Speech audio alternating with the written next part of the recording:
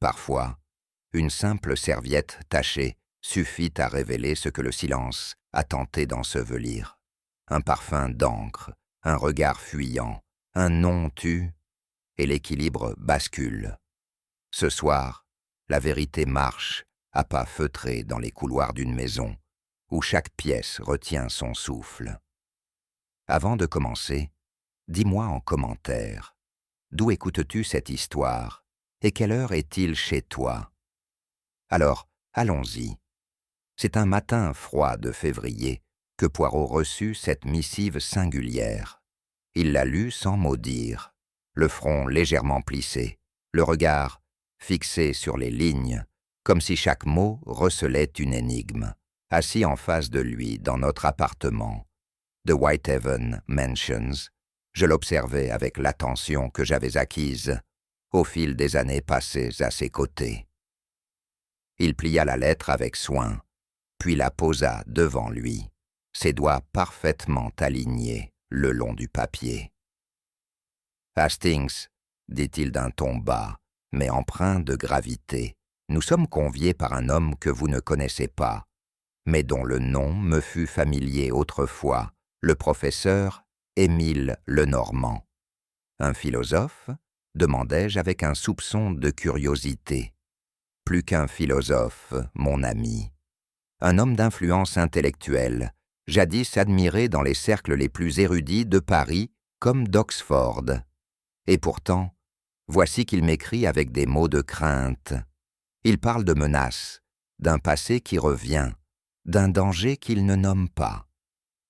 Je pris la lettre entre mes mains. L'écriture était nette, appliquée, mais trahissait une nervosité. Les traits finement tremblés, les pleins un peu forcés. « Je sens l'ombre s'approcher », écrivait-il. « Et si je ne puis nommer le coupable, c'est que je le porte peut-être en moi. » Poirot se leva alors avec une lenteur mesurée. « Il est temps, Hastings. Le sud de la France nous appelle. Et avec lui, une affaire que je sens aussi délicate que périlleuse. » Le lendemain, nous embarquions à la gare de Lyon pour un train de nuit en direction d'Avignon. Le compartiment était confortable, feutré, mais Poirot demeura silencieux une grande partie du trajet, plongé dans une réflexion intérieure que je n'osais troubler. Il se contentait d'observer le paysage qui défilait lentement, sous les nuages d'hiver, les mains croisées sur sa canne, son chapeau posé soigneusement à ses pieds. « Ce professeur, dis-je enfin, vous étiez lié à lui autrefois. »« Pas directement, répondit-il, sans détourner le regard. Mais nous avons assisté à la même conférence à Lausanne, en 1908. Il était alors dans sa pleine renommée, très entouré, presque adulé. Mais j'avais perçu déjà une ombre autour de lui. Une ombre ? L'homme est brillant, Hastings, mais la lumière attire souvent ce qui veut se cacher. Les esprits les plus brillants laissent parfois derrière eux les blessures les plus profondes. Je restais songeur. Le ronronnement du train nous enveloppa à nouveau dans un silence relatif, ponctué seulement par le tic-tac discret de la montre de poche que Poirot sortit pour vérifier l'heure. Nous arriverons au petit matin. J'ai l'intuition que l'accueil sera chargé d'un passé qui n'a jamais été réellement refermé. Lorsque le fiacre nous déposa devant la propriété, le soleil émergeait à peine derrière les collines. Un portail en fer forgé grinça à notre approche, et nous fûmes accueillis par un majordome au regard terne et au pas mesuré, qui nous guida à travers une allée bordée de cyprès, vers une maison que le temps semblait avoir oubliée. La demeure était vaste, imposante, mais son faste avait pâli. Les volets de bois fatigués, les pierres lézardées et les voilages jaunis disèrent l'histoire d'une splendeur fanée. À l'intérieur, une odeur de cire ancienne flottait dans l'air, mêlée à celle d'un feu de bois qui peinait à réchauffer les grandes pièces. « Voilà une maison qui parle », murmura Poirot. « Et ce qu'elle dit n'est pas de tout repos. » Je suivais mon ami à travers un vestibule où trônait un portrait austère d'un homme en redingote, probablement un ancêtre du professeur. La gouvernante nous salua sans chaleur, mais avec un professionnalisme discret, et nous mena vers nos chambres. « Remarquez, Hastings, » fit Poirot en posant sa valise. « Le silence ici n'est pas celui de la paix, mais celui de l'attente. Cette maison est suspendue, comme avant une révélation. » Nous trouvâmes le professeur Lenormand dans son salon, assis près d'une fenêtre aux rideaux tirés, une couverture sur les genoux, et un regard qui allait bien au-delà de la pièce qu'il occupait. Il se leva difficilement, mais avec une dignité intacte, et serra la main de Poirot avec une lenteur pleine de signification. « Monsieur Poirot, vous voilà. Vous m'avez écrit, professeur, et quand un homme de votre trempe confesse avoir peur, il serait coupable de ne pas répondre. Il nous invita à nous asseoir. La pièce était encombrée de livres, de lettres, de carnets reliés de cuir, un monde d'idées et de souvenirs. J'ai consacré ma vie à la pensée, monsieur Poirot, dit-il d'une voix fatiguée mais claire. Mais je crains que certaines pensées aient échappé à ma maîtrise. J'ai blessé, j'ai négligé, et maintenant, on me le rend. » Il jeta un regard vers un vieux monocle posé sur la table basse, comme s'il y voyait quelque chose que nous ne pouvions percevoir. Je ne peux désigner de nom, car je ne sais pas, mais je ressens leur présence. Quelqu'un rôde, pas une menace explicite, non, un pressentiment, une tension dans l'air. Vous savez, Poirot, cette impression étrange que le passé ne vous regarde plus. Il vous observe. Je surpris alors dans son regard une chose que je n'avais jamais vue chez un homme de science, une peur nue, irrationnelle, presque enfantine. Le soir même, un dîner fut organisé en l'honneur de notre arrivée. Autour de la table, le professeur avait réuni une poignée de personnes de son entourage passé. Des silhouettes élégantes, mais que le temps avait usées de manière inégale. Madeleine Lenormand, sa nièce, était assise à sa droite, belle encore, mais froide, le regard tranchant comme un éclat de verre. Elle s'adressait à son oncle avec un mélange de respect, contraint et d'impatience, à peine dissimulé. Son visage ne laissait filtrer que le strict nécessaire. En face, un homme aux manières trop assurées, Charles Berthier, se tenait le dos bien droit, son regard sautant d'un convive à l'autre. Ancien élève du professeur, il affichait un sourire entendu, mais ses remarques acérées et ses silences appuyés trahissaient une rancune soigneusement dissimulée. Plus loin, Madame Granger, la gouvernante, se faisait discrète mais veillait à tout. Elle apportait les plats elle-même, refusant l'aide du personnel, comme si elle avait besoin de garder le contrôle. Enfin, un notaire du nom d'Étienne Roussel, vieil ami de la famille, mangeait peu, parlait moins et observait beaucoup. Les échanges furent polis, feutrés, mais Poirot, attentif à chaque inflexion, me souffla discrètement. « Mon cher Hastings, ce dîner n'est pas une réunion de famille, c'est une scène de théâtre, et chacun joue un rôle qu'il pense maîtriser, mais que les rideaux s'apprêtent à dévoiler. » Je sentis alors, sans pouvoir encore l'expliquer, que quelque chose était en marche, que cette maison allait bientôt nous parler, pas avec des mots, mais avec un silence qui sait devenir assourdissant. Le hurlement fendit le silence matinal, comme une lame dans un tissu trop tendu. Je m'étais éveillé une minute plus tôt, encore engourdi par le froid de la maison, lorsque ce cri, aigu et déchirant, retentit depuis le couloir principal. Une voix de femme, affolée, presque animale.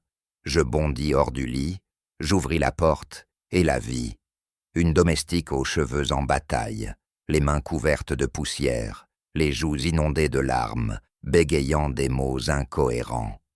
Poirot, déjà en robe de chambre et parfaitement coiffé, apparut derrière moi, impassible comme toujours. Il ne posa qu'une seule question. « Où » La femme leva un bras tremblant. Elle ne parvint pas à parler, mais ses yeux suffisaient à guider notre pas. Nous traversâmes l'antichambre, puis le vestibule, aux tapis anciens. Là, au pied du grand escalier de chêne, gisait le corps du professeur Lenormand. Une silhouette repliée, le visage vers le sol, l'un de ses bras tordu de manière peu naturelle. Je m'agenouillai, malgré la terreur qui m'envahissait, et tendis une main vers son épaule, mais Poirot m'arrêta d'un geste ferme. « Non, mon ami, nous ne touchons à rien. » Il se pencha doucement, sans le moindre empressement. Son regard glissa du visage figé du défunt à la main crispée, puis au sol. Et ce fut là que nous le vîmes pour la première fois. Le monocle, brisé net, posé sur le carrelage froid, comme un point final inattendu. La pièce semblait suspendue dans un temps que plus rien n'osait troubler. Même les domestiques, attroupés en retrait, avaient cessé de pleurer. Le silence régnait, mais ce n'était pas celui de la paix. C'était le silence d'un drame qui n'avait pas encore trouvé les mots pour se dire. Poirot s'agenouilla lentement, son regard balayant la scène avec une minutie qui me rappela immédiatement nos précédentes enquêtes. Rien, à première vue, ne semblait déplacé. Le tapis était droit. Aucune trace de lutte, aucune éclaboussure. Mais je savais, au froncement presque imperceptible de ses sourcils, qu'un détail le troublait. « Hastings, dit-il à voix basse, voyez-vous ce que je vois ?» Je baissai les yeux vers le monocle. Il était fendu en deux, les verres éclatés, comme si une main l'avait violemment serré. Il reposait à une quinzaine de centimètres de la main du défunt. Mais ce n'était pas sa position qui frappait Poirot. C'était son immobilité. L'objet, placé là, sans désordre autour, semblait avoir été posé et non tombé. Et pourtant, murmurai-je, s'il avait chuté, il aurait glissé. Ah, justement, mon ami, ce monocle est trop immobile pour n'être que le fruit d'un accident. Et surtout, il se tut. Ses yeux se portèrent sur la rambarde de l'escalier, puis sur le mur adjacent. Enfin, il se redressa lentement. Il faudra interroger ceux qui l'ont vu en dernier, et vite. Le silence nous dit déjà beaucoup, mais il faut écouter ce qu'il cache encore. Poirot se pencha de nouveau sur le corps du professeur Lenormand, ses yeux fixés sur la main dans laquelle l'homme semblait avoir tenté de retenir un dernier geste. Il observa longuement, puis tourna légèrement la tête vers moi, avec cette lenteur caractéristique qui précédait toujours une remarque capitale. « Dites-moi, Hastings, vous souvenez-vous de ce que nous avons lu à son sujet, lors de notre voyage ?» Il me semble qu'il écrivait de la main droite. Oui, j'en suis presque certain. Pas seulement écrivait, mon ami. Il maniait tout de la main droite. Cigarette, canne, verre, et bien entendu, monocle. Or, voyez bien. Il désigna la main gauche du professeur, celle-là même qui serrait encore, dans une crispation posthume, un pan de sa veste. L'autre main, elle, était tendue sur le sol, vide. Il n'aurait jamais tenu son monocle de cette main. Cela ne signifie pas, à ce stade, qu'il s'agit d'un meurtre, mais cela signifie que quelque chose ne correspond pas. Je demeurai silencieux un instant, troublé par cette précision. Il avait raison, bien sûr. Et pourtant, dans la panique du moment, j'aurais laissé passer ce détail. Donc, ce monocle n'était pas dans sa main lorsqu'il est tombé. Poirot sourit, à peine. Ou bien, Hastings, il ne l'a pas fait tomber du tout. Il se redressa, fixant le mur, son esprit manifestement déjà ailleurs. Ce n'est peut-être qu'un début, mais je vous le dis, cette scène nous ment. Et les morts, eux, ne mentent jamais seuls. Le corps fut recouvert, les domestiques écartés, et le silence retomba, cette fois plus lourd encore. Je vis Poirot marcher lentement autour de l'escalier, ses bras croisés derrière le dos, son front barré d'une concentration intense. Il s'arrêta soudain et me regarda d'un air grave. « Vous sentez cela, Hastings? Cette impression étrange, ce frisson discret. Je ne suis pas certain de comprendre. C'est ce que j'appelle le murmure du faux. Il arrive parfois quand la scène est trop parfaite, trop ordonnée. Rien ici ne résiste à l'examen. Et c'est justement ce qui me trouble. » Je m'approchai, scrutant à mon tour les marches de l'escalier, le tapis, la position du fauteuil dans le hall. Rien ne paraissait anormal. Et pourtant, ce monocle, poursuivit-il, il a été déplacé. Mais pourquoi? Et par qui?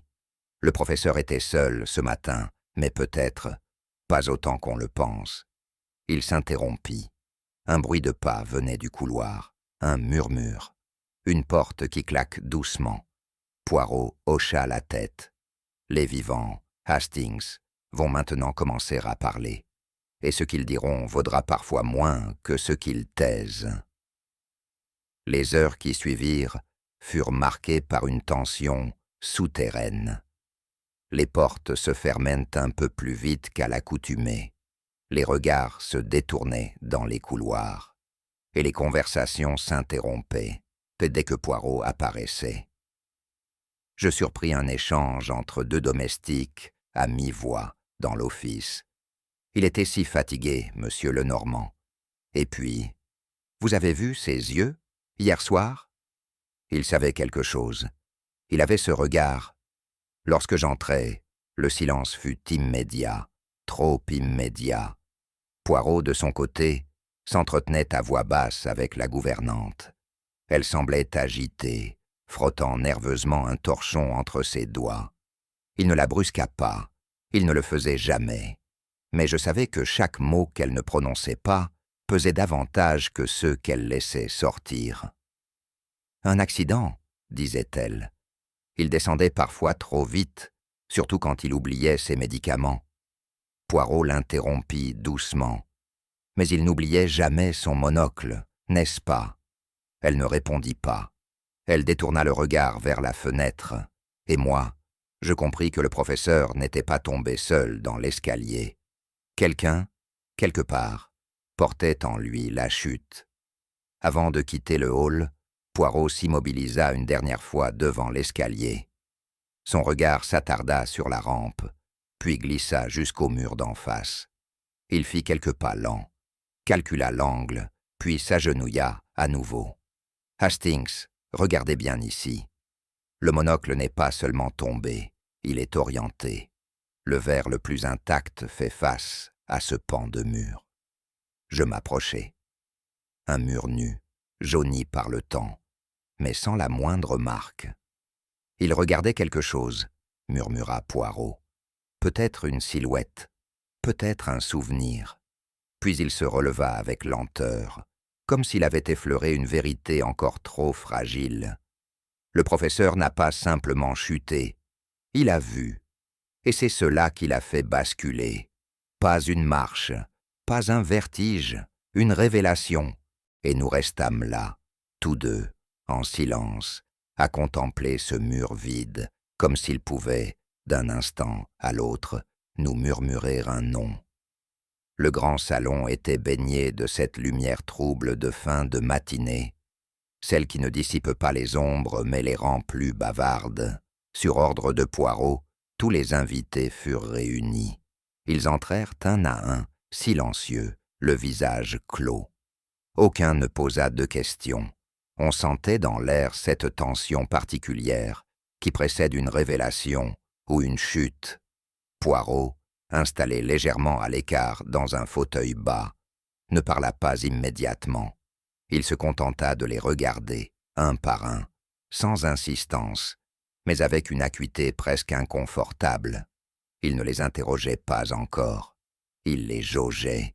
Et dans ce silence prolongé, chacun semblait lutter pour garder intact le masque qu'il portait.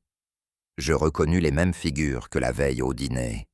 Madeleine Lenormand, impassible et droite. Charles Berthier, toujours trop à l'aise.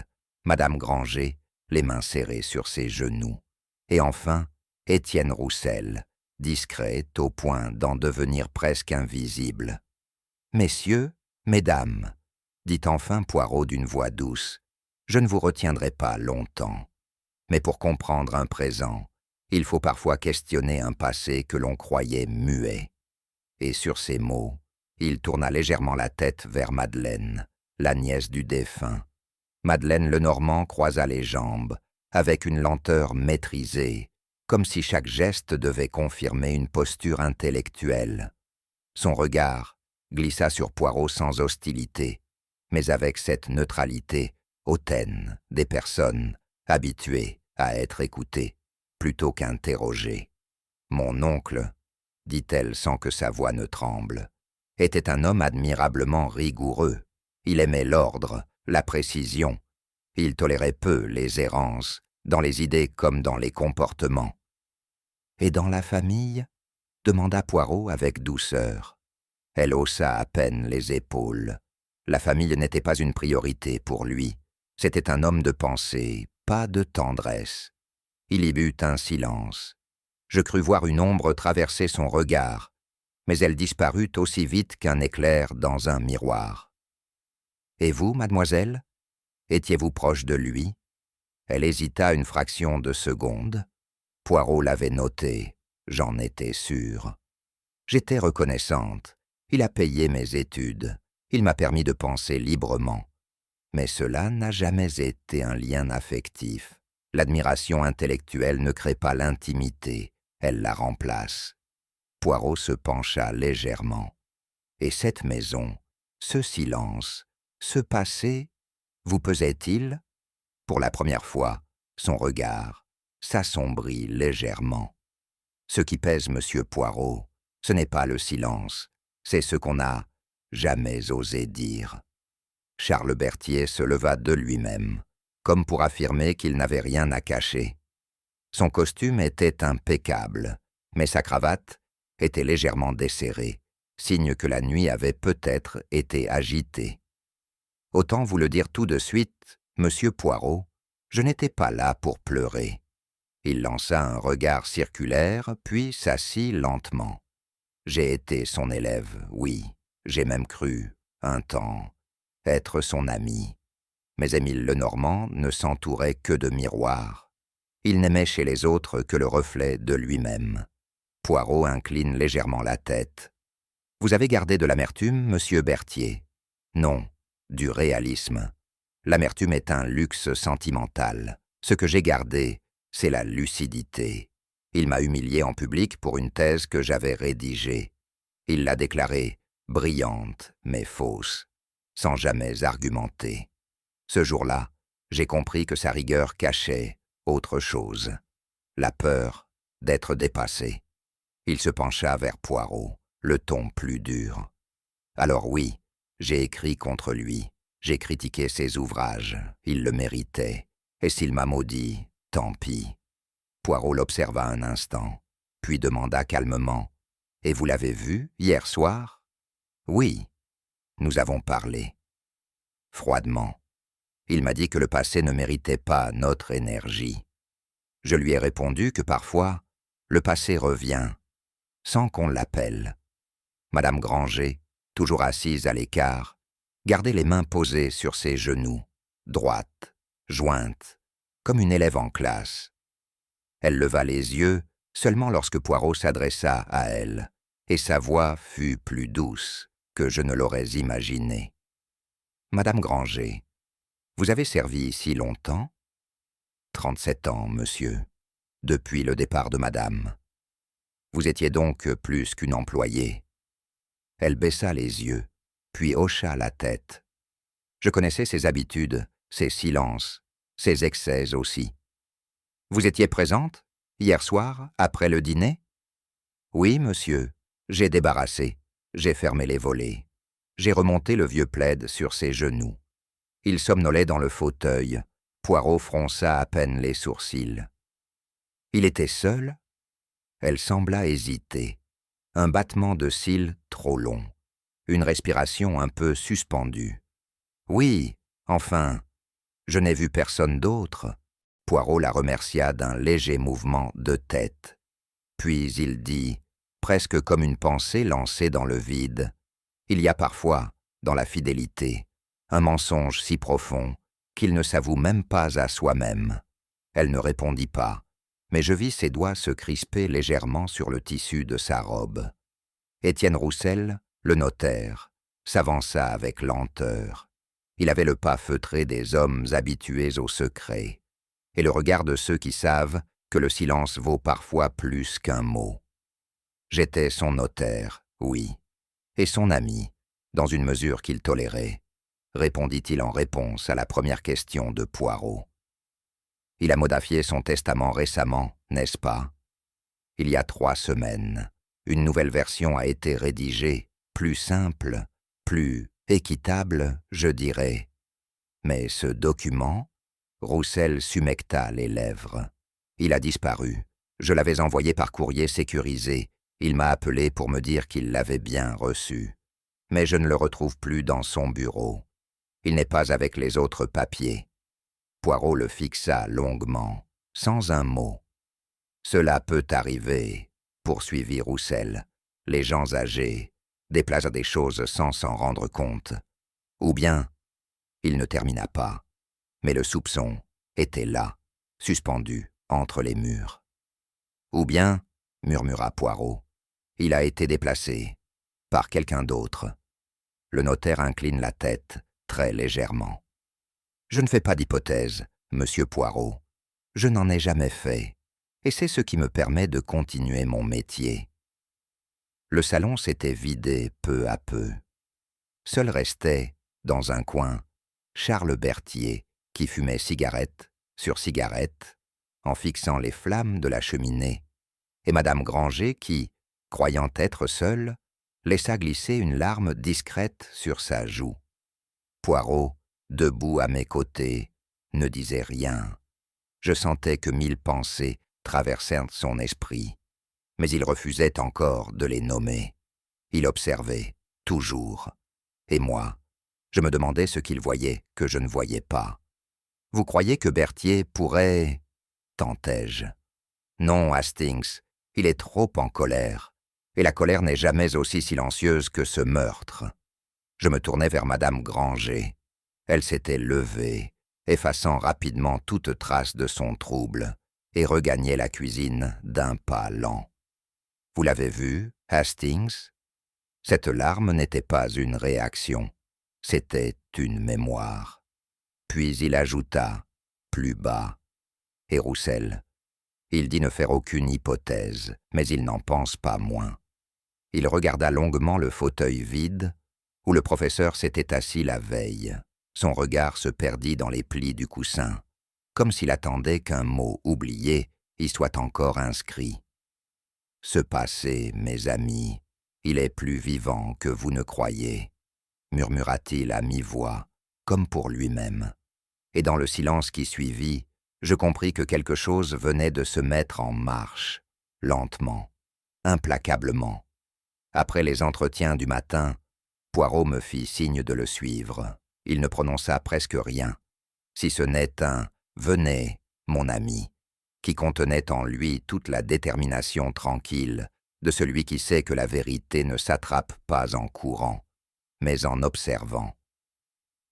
Nous pénétrâmes dans la bibliothèque du professeur Lenormand, pièce vaste, aux rideaux tirés et à l'atmosphère presque religieuse.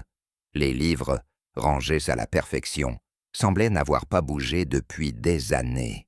Pas un grain de poussière déplacé, pas un marque-page trahi. C'est ici, Hastings, que les secrets les plus dangereux se cachent, dans les mots que l'on croit inoffensifs. Il passa lentement ses doigts sur le bord d'un rayonnage, s'arrêta devant un secrétaire en acajou, l'ouvrit avec une délicatesse méticuleuse. À l'intérieur, des papiers pliés, des lettres aux enveloppes anciennes, et un petit objet que Poirot fixa sans le toucher. une pièce figée dans la mémoire, murmura-t-il. Le professeur ne vivait pas dans cette maison. Il y survivait. Je n'osais rien dire. Car moi aussi, je ressentais quelque chose. Un silence qui n'avait rien de paisible, comme si le passé retenait son souffle dans chaque recoin. Poirot, alors, s'agenouilla devant le bas d'une étagère. Et là, glissé derrière un recueil épais de traités moraux, il trouva un carnet d'un rouge éteint.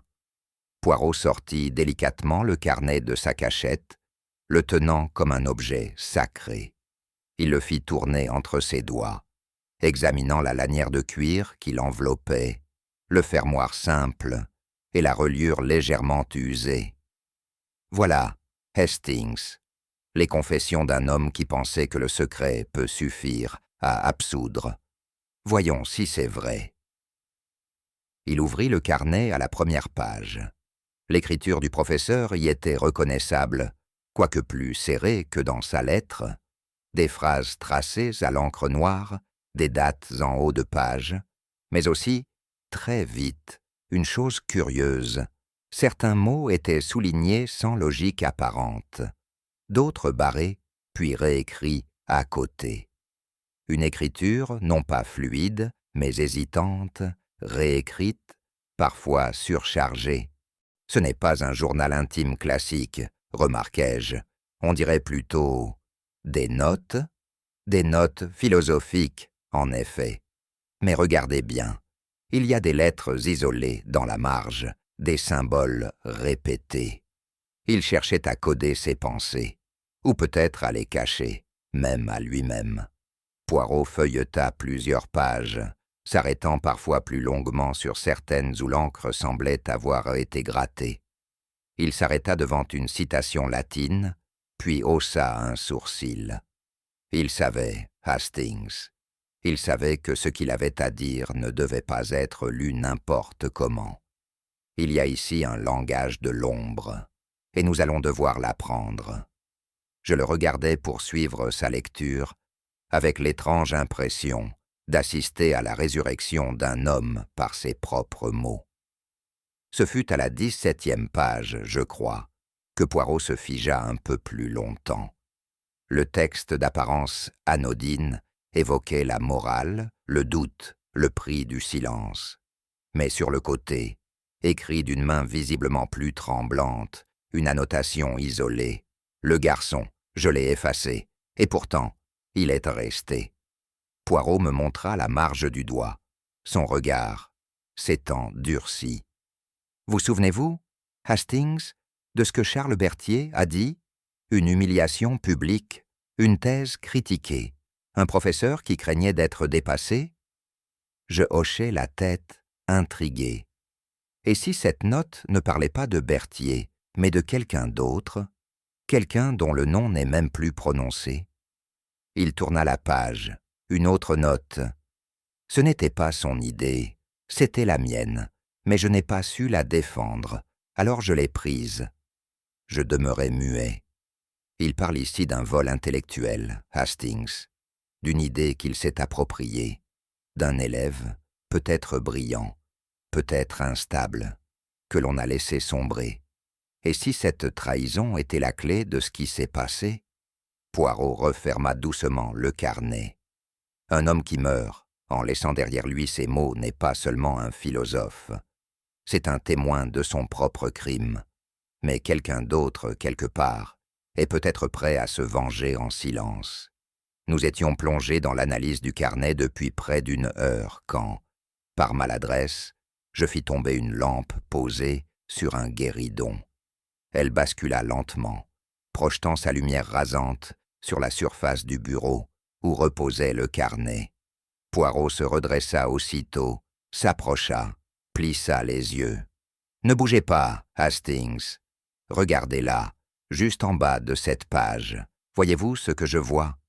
Sous l'angle nouveau de la lumière, une ligne apparaissait, à peine visible à l'œil nu, comme si l'encre avait été grattée, effacée, mais non entièrement.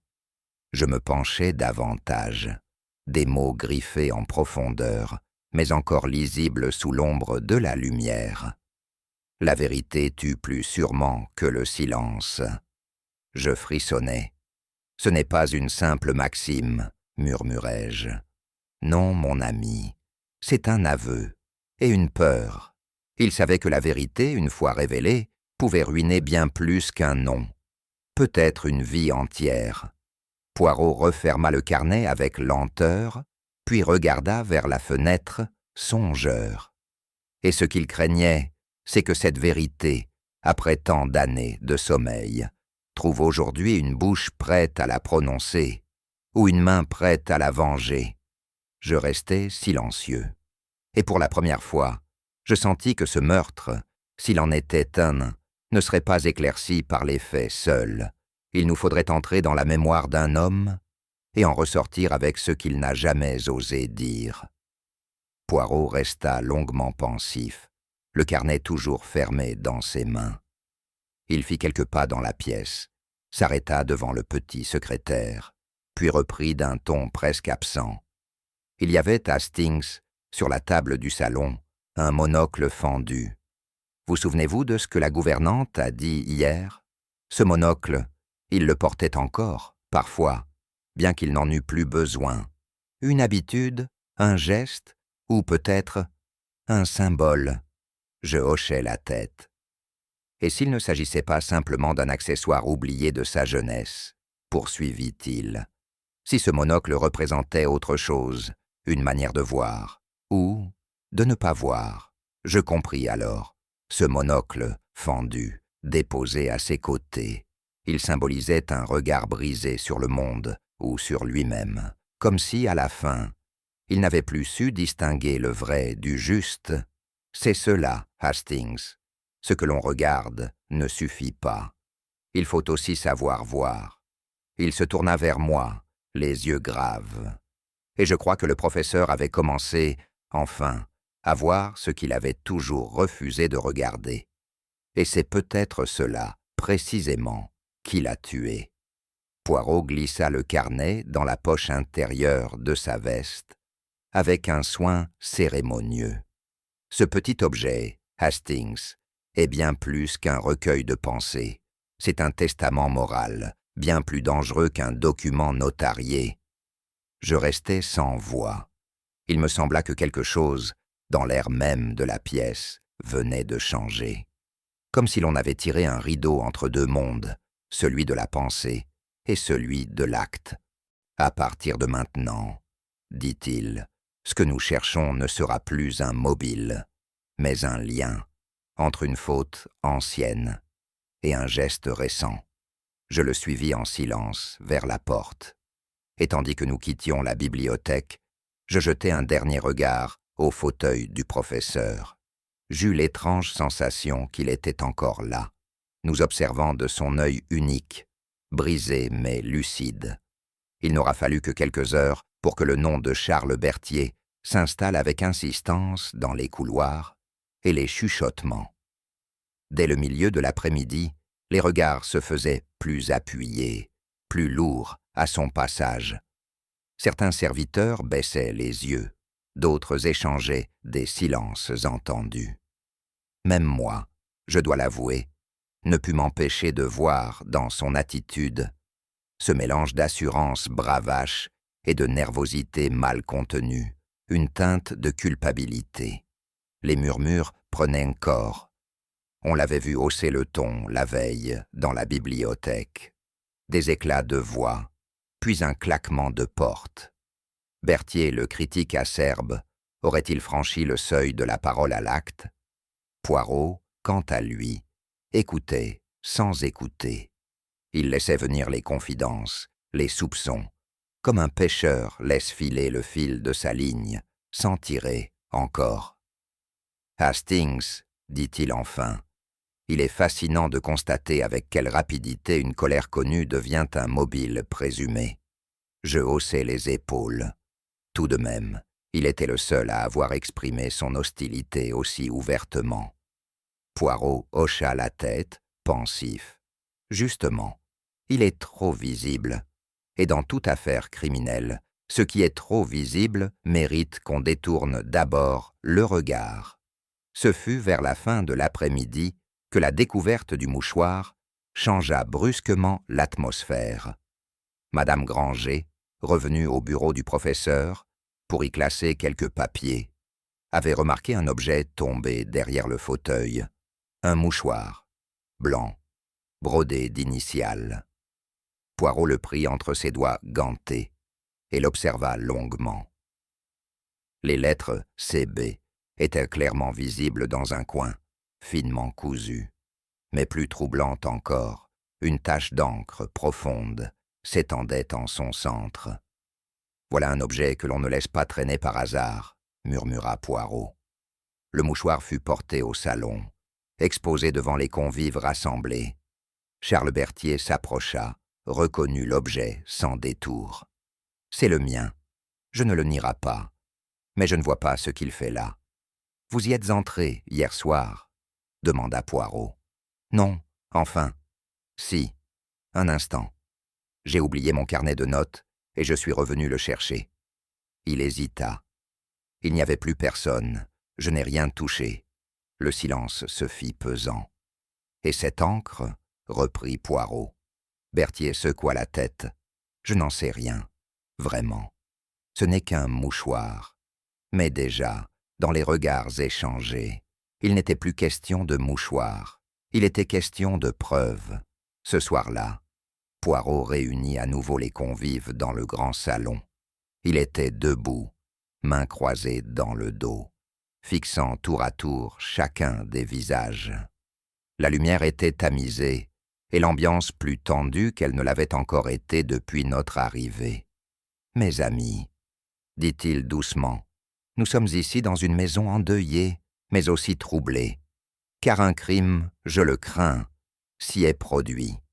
Et les apparences, si flatteuses soient-elles, ne peuvent plus masquer ce que les faits nous crient à voix basse. » Il se tourna alors vers Charles Berthier, et son ton devint plus direct. « Monsieur Berthier, vous avez eu un différend avec le professeur. Vous êtes revenu dans son bureau la nuit de sa mort. Et votre mouchoir y a été retrouvé. Que devons-nous en conclure ?» Un frisson parcourut la pièce. Berthier, figé, resta quelques secondes sans voix. « Vous m'accusez ? Moi ? Je pose les faits, monsieur. Les autres s'interrogeant déjà. Moi, je cherche encore. » Berthier se leva brusquement. « C'est absurde. Il était déjà mort quand je suis entré. J'ai eu mes torts, mais je ne l'ai pas tué. » Poirot le regarda sans ciller. « Et pourtant, vous êtes le seul que tout désigne. » Je sentis alors que ce moment n'était pas un piège, mais une mise en scène, et que Poirot en attendait davantage. Charles Berthier resta debout, les poings serrés, la respiration saccadée. Puis soudain, il éclata. « Oui, oui, j'ai crié. J'ai dit des choses cruelles, et je ne les regrette pas. Vous savez pourquoi ? Parce qu'il m'a détruit. Il a pris mon idée, mon texte, ma jeunesse, et il l'a jeté dans la boue pour briller à ma place. » Le silence était devenu total. Même les domestiques, immobiles près des murs, n'osaient plus respirer. « Vous croyez que j'ai été le seul ?» demanda-t-il d'une voix plus rauque. Il a humilié tous ceux qui n'étaient pas des versions inférieures de lui-même. Et vous voulez qu'on le pleure comme un maître ? Il n'a été qu'un voleur d'âme. Ses yeux brillaient de colère, mais aussi, je le vis à cet instant précis, de douleur. Poirot l'observait attentivement, sans intervenir. Il laissa passer quelques secondes. « Et pourtant, » dit-il doucement, « vous ne l'avez pas tué. » Berthier le fixa, les lèvres tremblantes. « Non, je l'ai haï, mais pas à ce point. » Poirot incline la tête. Alors celui qui l'a fait n'a pas crié, il a attendu. Et ce genre de meurtre est toujours plus dangereux que celui de la colère. Je compris alors que Berthier venait de prouver, à sa manière, son innocence, car la haine bruyante n'est jamais celle qui tue. Lorsque tout le monde eut quitté la pièce, Poirot resta seul devant la cheminée. fixant les flammes avec une intensité méditative. Je m'approchai lentement. « Vous ne pensez pas qu'il a pu le faire ?» demandai-je. Il tourna vers moi un regard presque bienveillant. « Non, Hastings, il a dit trop de vérité pour être coupable. Le coupable dans cette affaire est plus prudent, plus silencieux. » Je m'assis, troublé. Mais les faits sont là, le mouchoir, la dispute. Justement, trop parfait, trop logique, trop attendu. Il fit quelques pas dans la pièce, les mains jointes derrière le dos. Un meurtre réussi, Hastings, est comme une bonne énigme. Il ne faut jamais que la solution apparaisse trop tôt. Or ici, elle se montre à nous comme une évidence, et cela, vous pouvez m'en croire, est suspect. Je hochai la tête, encore sceptique. « Alors, à quoi jouez-vous » Il eut un petit sourire. « Je provoque mon ami. Je place les pièces sur l'échiquier, et j'attends le faux mouvement. » Il regarda ensuite vers la porte, où l'ombre de Madame Granger s'était un instant dessinée. La colère de Hastings a son bruit, mais la culpabilité, elle, a son silence. Et je crois que ce soir, le silence a tremblé. Il est des nuits que l'on traverse sans les vivre vraiment. Celle-ci, je m'en souviens non pour ses heures, mais pour son silence. Dans la chambre voisine, je l'entendais. Poirot, qui marchait, qui s'arrêtait, qui reprenait ses pas, dans un rythme lent, réfléchi, presque douloureux. Pas une fois il ne me dérangea, mais son absence de sommeil me parvenait comme une pensée qui frappe doucement à la porte de l'esprit. Au matin, lorsque je le trouvai debout, les bras croisés derrière le dos, son regard était fixe, plus que d'ordinaire. « Hastings, dit-il enfin, il y a quelque chose qui ne s'ajuste pas. La position du corps, ce n'est pas qu'un détail, c'est une dissonance, et cela me tourmente. » Je le fixai, surpris. « Vous parlez de sa main gauche, du monocle ? » ?»« Non, non, ce sont des conséquences. Je parle de la chute elle-même. Il est tombé. Oui, mais comment ? Et surtout, pourquoi ainsi ?» Il se tourna vers moi, l'œil plus aigu qu'il ne l'avait été depuis le début. « Nous devons revoir la scène, pas en imagination, non, sur place, à la même heure, avec la même lumière. C'est là, Hastings, que se cache ce qui nous échappe. La vérité ne dort pas, elle attend. Et je compte bien la réveiller. À l'aube, dans une maison encore ensommeillée, nous redescendîmes vers le grand escalier. Il faisait froid, un froid sec et immobile, comme si l'air lui-même retenait son souffle. Poirot s'arrêta au pied des marches, puis grimpa lentement, observant chaque palier, chaque angle, comme s'il les voyait pour la première fois. « Vous souvenez-vous, Hastings, où le corps fut découvert ? » ?»« Oui, ici. » À mi-hauteur, la tête orientée vers la grande tapisserie. « Bien, allons-y. Mettez-vous à ma place. Imaginez que vous êtes un homme affaibli, descendez de nuit, lentement, en tenant la rampe. Voilà. Maintenant, tombez. Pas physiquement, bien sûr, mais imaginez la logique de la chute. » Je m'exécutais, mal à l'aise. J'imaginais mon pied rater une marche, mon corps basculer. Mais la position du professeur, telle que nous l'avions retrouvée, n'entrait pas dans cette logique. Il ne pouvait avoir roulé ainsi, sans avoir été poussé, ou s'être retourné au dernier instant. Poirot m'observait en silence, les doigts joints sous le menton. « Exactement, » murmura-t-il. Si la chute avait été accidentelle, il aurait glissé sur le côté, pas en pivotant comme il l'a fait. Il regardait en arrière, il voyait quelque chose, ou quelqu'un. Je me redressai. Et si ce quelqu'un était au sommet de l'escalier? Il hocha lentement la tête. « C'est bien ce que je pense, Hastings.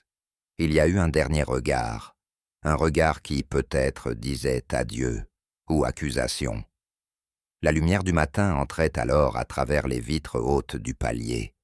une lumière basse, presque horizontale, qui glissait sur le parquet ciré, comme une main invisible. Poirot, les yeux plissés, suivait son tracé d'un pas calculé. Il faut se méfier de la nuit, Hastings. Elle brouille les perceptions. Mais l'aube dévoile. Il se pencha soudain. Là, je me penchai à mon tour. À l'angle du tapis, à demi dissimulé sous le bord d'un meuble, une marque à peine visible, un tracé fin, presque effacé, mais distincte, une empreinte de semelle, petite, précise. Une chaussure de femme, soufflai-je. Poirot acquiesça. Et regardez l'orientation. Elle ne descend pas, elle monte.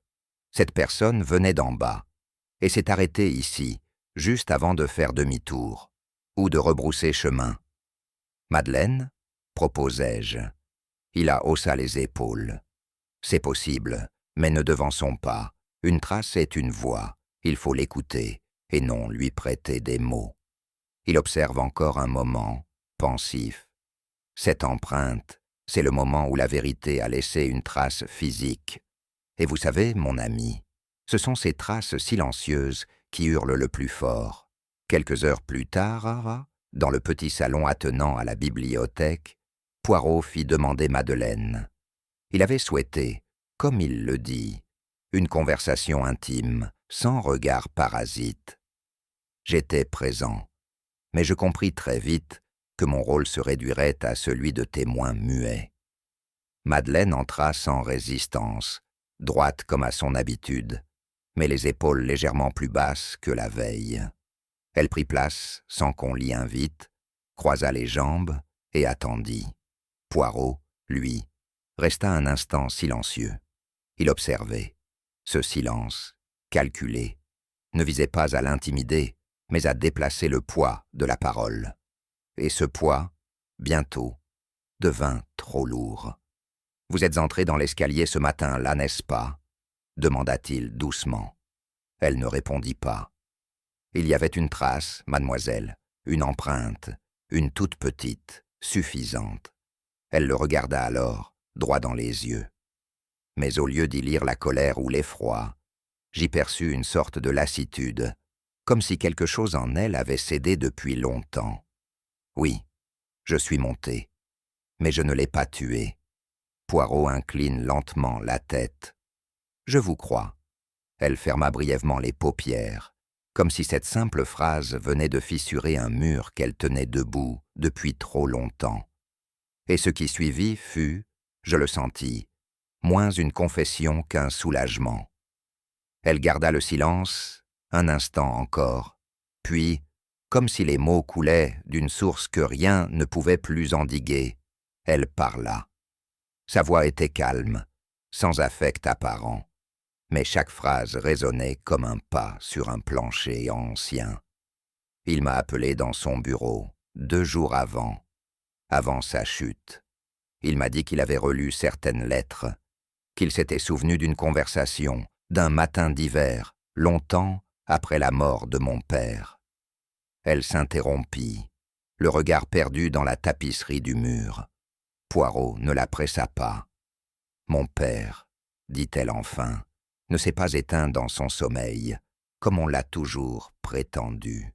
Il s'est donné la mort, par désespoir. Et ce secret, c'est mon oncle qui l'a gardé. C'est lui qui l'a aidé à faire croire à une embolie, pour épargner ma mère, et pour préserver, disait-il, l'honneur de notre nom. » Elle sourit sans joie. « L'honneur, une chose si fragile, n'est-ce pas, monsieur Poirot, tellement plus importante que la vérité. » Poirot hocha la tête très légèrement. « Et dernièrement, que s'est-il passé ?» Il a changé. Il parlait du passé. Il semblait vouloir dire les choses.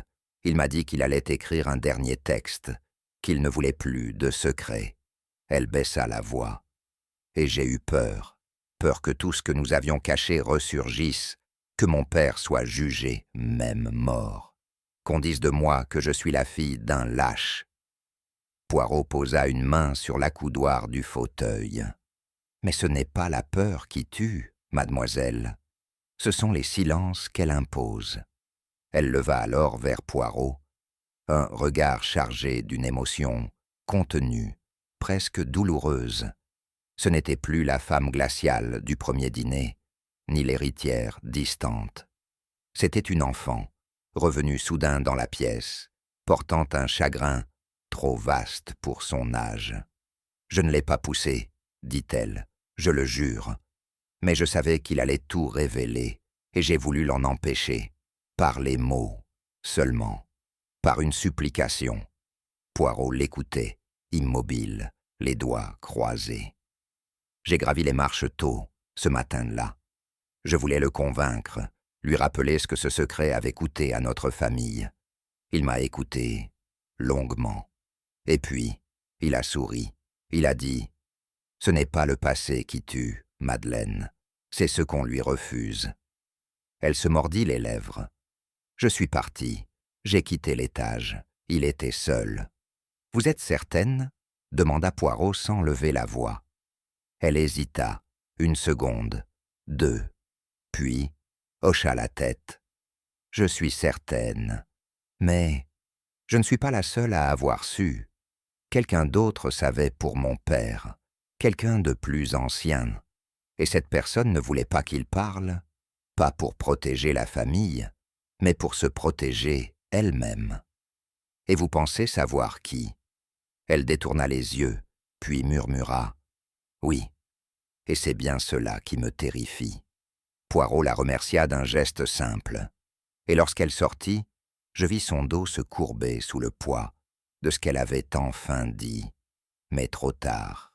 Le déjeuner fut servi dans un silence pesant. Chacun s'efforçait de prétendre que les événements récents n'avaient pas altéré le cours du quotidien, mais les visages trahissaient la tension. Poirot, plus attentif que jamais, semblait accorder une importance inhabituelle aux détails les plus anodins.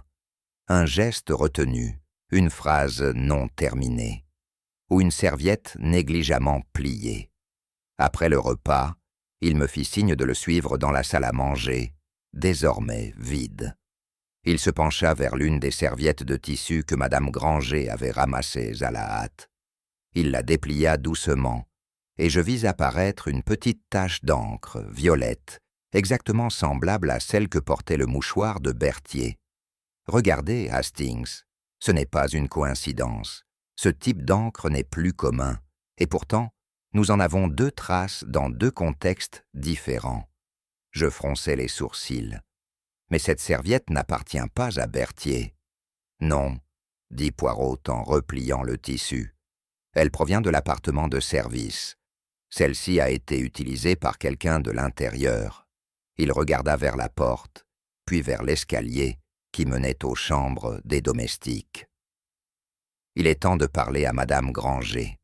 Mais cette fois, nous n'interrogerons pas la gouvernante. Nous écouterons la femme. » Et dans le regard de mon ami, je lus que la vérité n'était plus très loin, et qu'elle ne se laisserait pas prendre sans douleur. Madame Granger nous reçut dans ses appartements, avec une réserve polie, presque distante, comme si tout en elle s'efforçait de préserver la dignité du rôle qu'elle avait occupé si longtemps dans cette maison. Pourtant, dès que Poirot lui montra la serviette tachée, je vis quelque chose céder dans la rigidité de ses traits. Elle ne nia pas.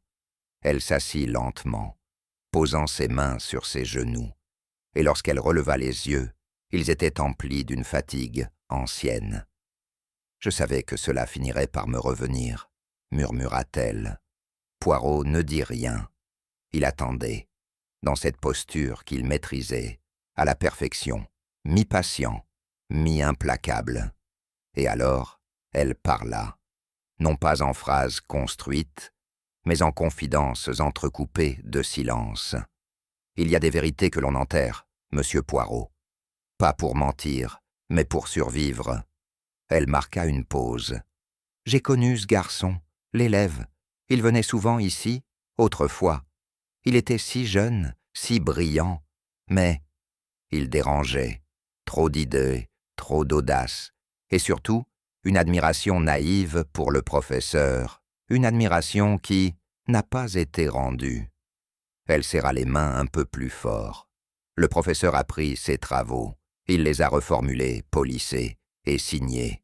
Et lorsque le garçon a osé s'en plaindre, il l'a écrasé, publiquement. Ses yeux se remplirent de larmes. Il s'est donné la mort peu après, et moi, je l'ai vu sombrer, sans rien pouvoir faire, ou plutôt, sans avoir le courage de faire ce qu'il aurait fallu. Poirot baissa la tête légèrement, comme pour saluer une douleur trop longtemps portée. Et depuis, madame, depuis, j'ai veillé.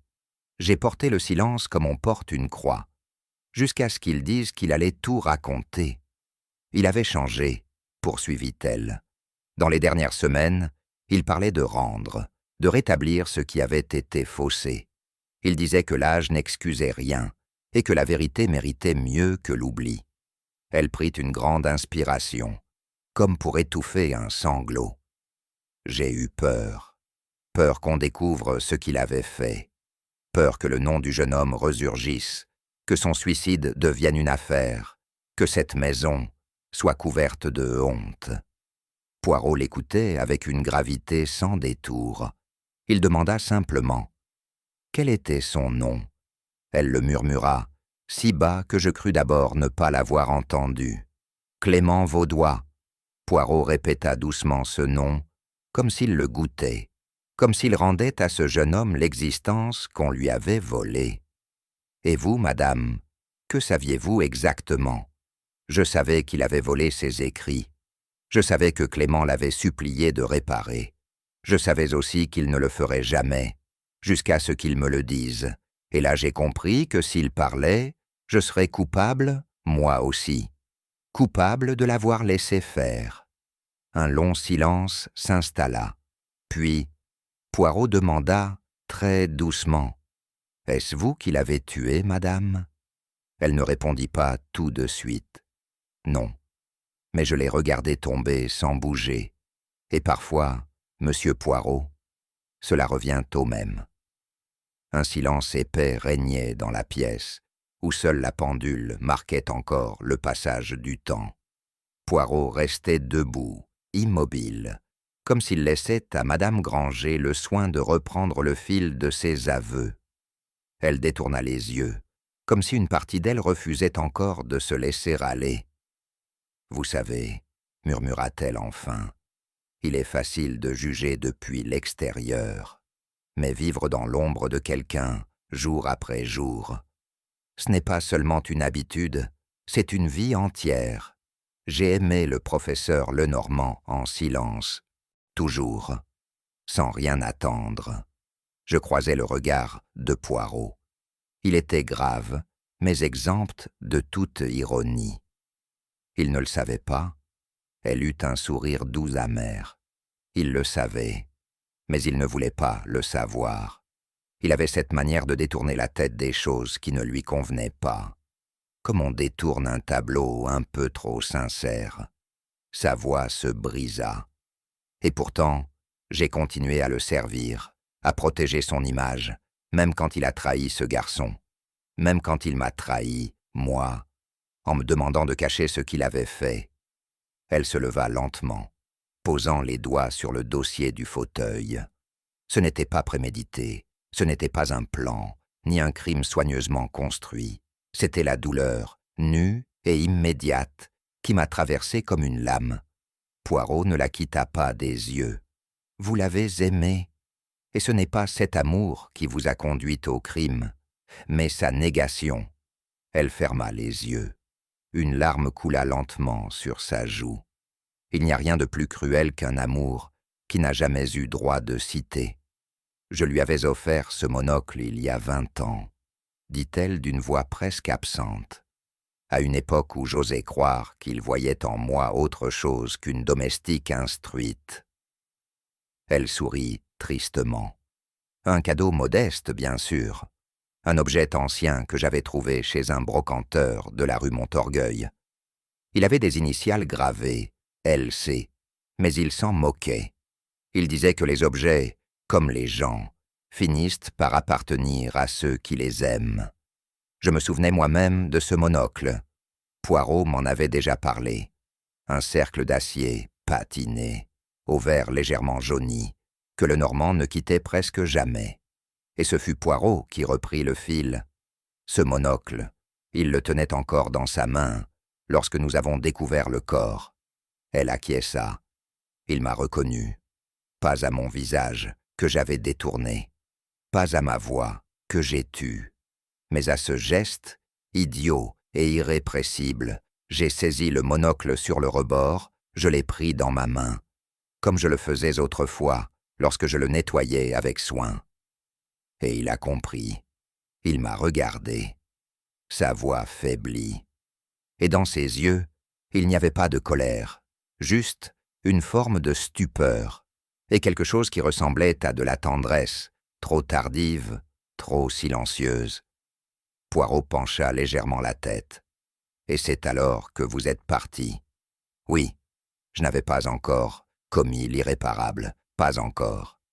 Mais le fil s'était tendu à son extrême, un battement suspendu dans l'air, et moi, j'écoutais, fasciné, ce récit d'un amour qui avait vieilli comme une blessure sous un pansement trop propre. « Quand je suis revenu, dit-elle d'une voix changée, le silence était entier. Il s'était rassis dans le fauteuil, comme s'il n'attendait plus rien. Poirot demeurait toujours parfaitement immobile, mais je perçus un léger frémissement dans son regard. Il savait que nous approchions du cœur du drame. Il m'a regardé, reprit-elle, et j'ai vu dans ses yeux tout ce que je n'avais jamais reçu de lui.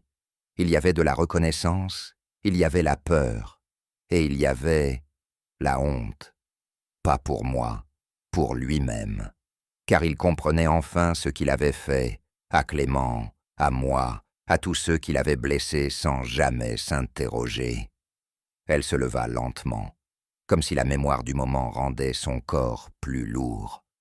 Ma main a tremblé. Je ne voulais pas. Je vous jure que je ne voulais pas.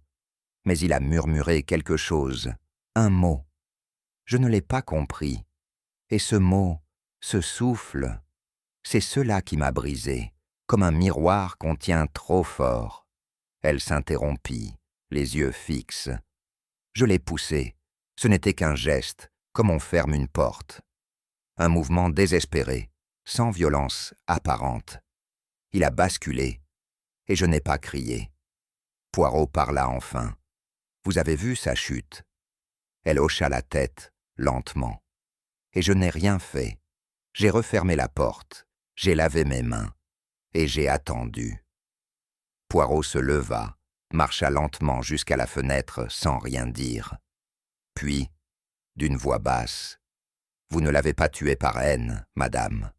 Vous l'avez tué par amour non rendu et par mémoire trop lourde. » Elle fondit en larmes, et dans ce cri silencieux, j'eus le sentiment d'entendre les années, les regrets, les jours jamais dits. Le salon était baigné de cette lumière de fin d'après-midi qui adoucit les contours et rend les visages plus pâles, presque irréels. Nous étions là, tous réunis, Madeleine, le colonel Berthier, le docteur Herville et moi-même, dans une attente tendue, presque douloureuse. Madame Granger, droite mais pâle, s'était assise un peu à l'écart. Poirot, comme à son habitude, restait debout, les mains croisées derrière le dos, le regard posé sur chacun, avec cette intensité que je lui connaissais bien. « Mes amis, dit-il enfin, il est temps de clore cette affaire. Je vous demande, je vous supplie même, de m'écouter jusqu'au bout, sans interrompre. » Sa voix, bien que douce, résonna comme un glas. Le colonel fronça les sourcils. Madeleine serra les lèvres. Moi, je sentis mon cœur battre un peu plus vite. Il y avait dans l'air ce frisson étrange que je n'ai ressenti qu'en de rares occasions, ce moment suspendu où la vérité s'apprête à surgir. Poirot fit quelques pas lents, puis s'arrêta devant la cheminée. Ce crime n'était pas un acte prémédité, ni une vengeance froidement élaborée. Ce fut un moment de douleur pure, un éclair de désespoir dans un cœur trop longtemps resté silencieux. Il regarda Madame Granger, sans animosité. Mais ce moment a coûté une vie. Le silence retomba, un silence lourd, habité. Et moi, je savais que ce que Poirot allait dire ensuite ne serait pas seulement une démonstration d'intelligence, mais un acte de compassion. Il faut, poursuivit Poirot, que nous reprenions les faits dans l'ordre, afin de bien comprendre non seulement ce qui s'est passé, mais pourquoi cela s'est passé. Il tourna lentement sur lui-même, fixant tour à tour chacun des visages tendus devant lui. Le professeur Lenormand, homme brillant mais profondément vaniteux, s'était approprié des travaux qui ne lui appartenaient pas. Il avait brisé des réputations, couvert des vérités, et cru, pendant des années, pouvoir manipuler les autres sans conséquences. Mais les conséquences, elles sont venues, et elles ont pris le visage d'une femme qu'il croyait sans force, sans voix. Il s'interrompit un instant, comme pour laisser à chacun le temps de mesurer le poids de ses mots.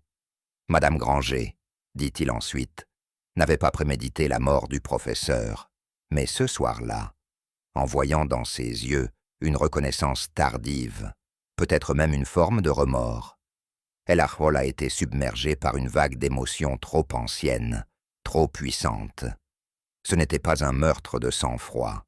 C'était un geste désespéré, irréfléchi. Un frisson parcourut l'assemblée. Le colonel Berthier ouvrit la bouche, mais Poirot leva la main.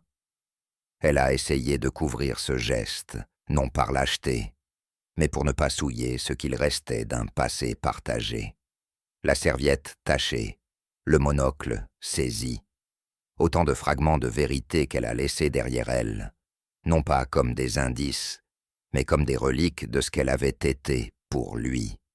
Il se tourna alors vers moi. « Hastings, j'ai écrit une lettre au juge.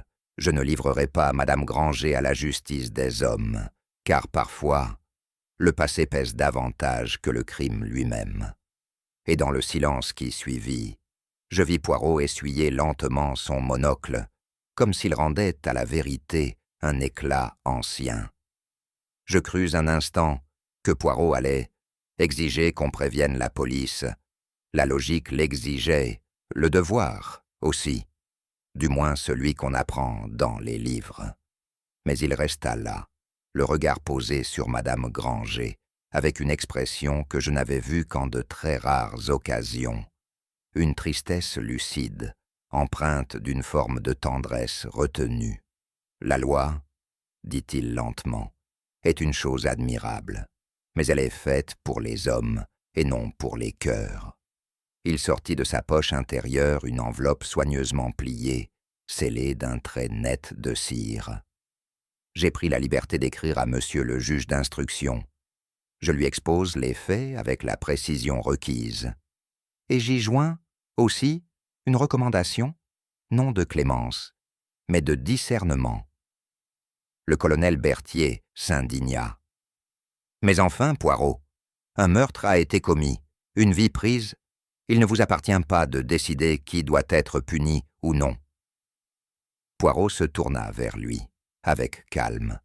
« Non, mon ami, cela n'appartient à personne. Mais il est des circonstances où la rigueur de la loi devient une cruauté. Et croyez-moi, ce que Madame Granger portera chaque jour dans sa mémoire est une punition plus sévère que toutes ces lulles. » Il se tourna ensuite vers la gouvernante, qui n'avait pas bougé. « Vous ne fuirez pas, je le sais. Vous resterez ici jusqu'à ce que l'on vous appelle, et je suis convaincu qu'aucun tribunal ne pourra prononcer un verdict plus lourd que le vôtre. » Je le regardai, abasourdi.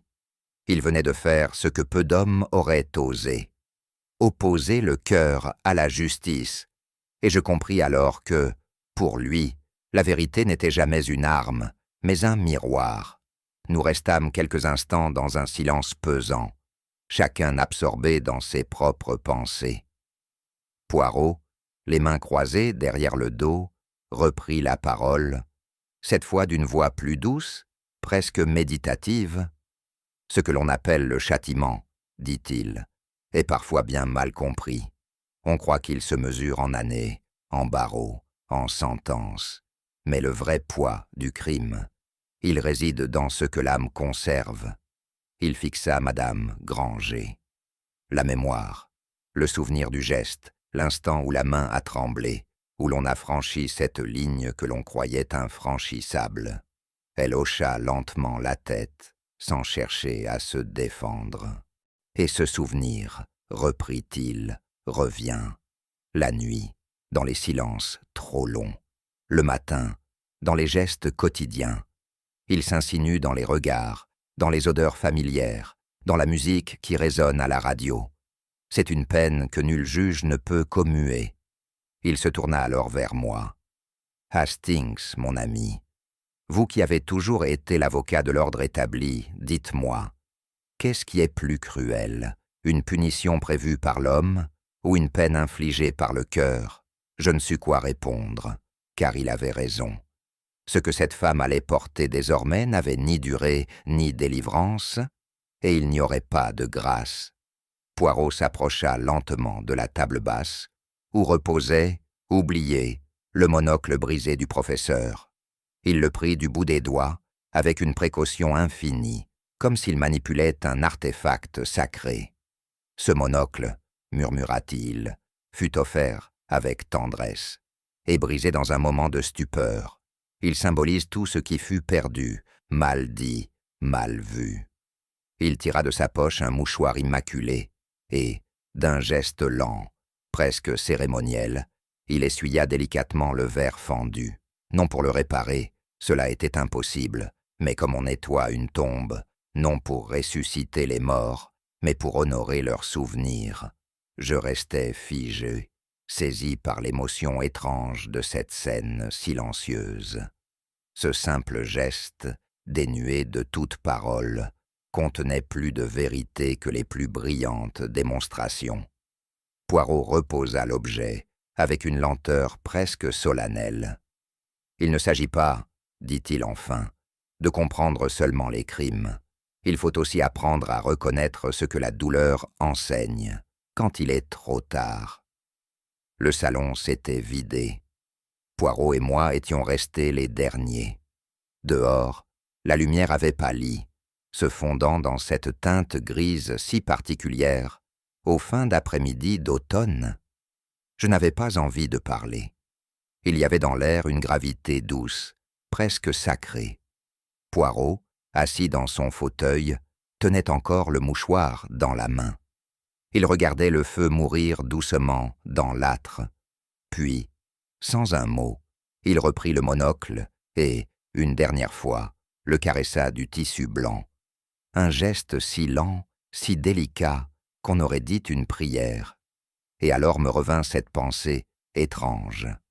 Peut-être que la vérité n'a pas besoin d'éclat pour briller.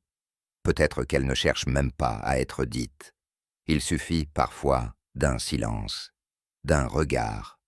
Je ne bougeais pas. Je le regardais tout simplement. Et c'est alors que naquit la dernière image.